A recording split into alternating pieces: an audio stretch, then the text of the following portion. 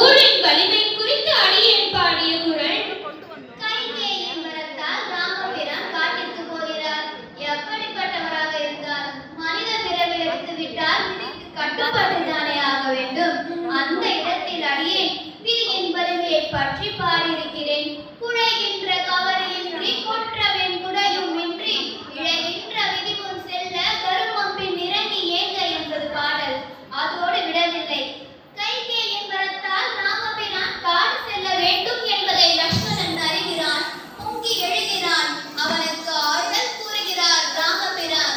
நதியின் பிழை என்று நரும் புகழன்மை அற்றே மதியின் பிழை என்று பயந்து நம்மை புறந்தால் மதியின் பிழை என்று மகன் பிழை என்று மைந்த விதியின் பிழை இழந்து என்னை வெகுண்டது என்றான் என்பது ராமபிரான் கூறுவதாக நான் அமைத்த பாடல். மேலும் ஒரு உதாரணம். போர்க்களத்தில் ராவணன் ராமபிரான் முன் நிற்கிறான். ராவணன் எல்லா ஆயுதங்களையும் இழந்து தனிமையில் நிற்கிறான். பகைவனுக்கும் இறங்குகிறார் ராமபிரான். வென்று இவன் வருவன் என்று உரைக்கிறேன். விதி நின்றது, விடல் பிடித்து உந்துகின்றது என்பது கும்பகர்ணன் கூறுவதாக ஒரு பாடல். இப்படி காப்பியம் முழுமையும் விதியின் வலிமையை தங்கள் வழி நின்று பாடியிருக்கிறேன். விதிவசத்தால் நிகழும் மரணம் சிலரை கடவுளாக்குகிறது, சிலரை மகாத்மாக்களாகவே மாற்றிவிடுகிறது.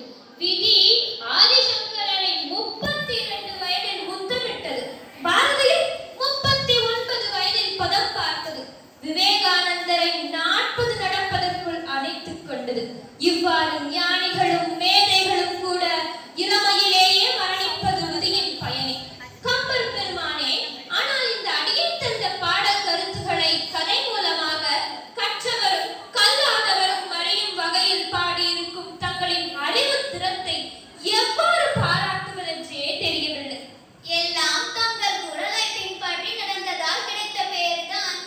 ராமகாலை என்பது தமிழ்நாட்டை பொறுத்தவரையில் என் காலத்திலேயே வழக்கில் இருந்த ஒரு கதை. உங்கள் காப்பிய நாயகனிடம் பல கல்யாண குணங்கள் உள்ளன.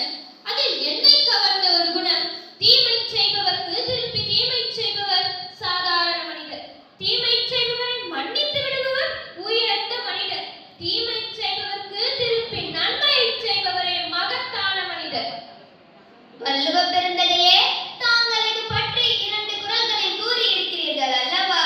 இன்னா செய்தாரில் ஒருத்தல் அவர் நாண நன்மையும் செய்துவிடல். இன்னா செய்தார்க்கும் இனியவே செய்யக்கால் என்ன பயத்ததோ சால்பு என்ற இந்த 2 குறள்களின் கருத்துக்களையும் தானே தாங்கள் கூறுகிறீர்கள். சரியாக சொன்னீர்கள். திருக்குறள்